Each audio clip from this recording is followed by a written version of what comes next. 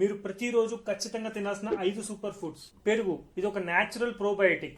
దీనిలో ఉండే బ్యాక్టీరియా మనం తినే ఫుడ్ ని ఫాస్ట్ గా డైజెస్ట్ అయ్యేలా చేస్తుంది. విటమిన్ B12 దొరికే అతి తక్కువ ఫుడ్స్ లో పెరుగు ముఖ్యమైంది.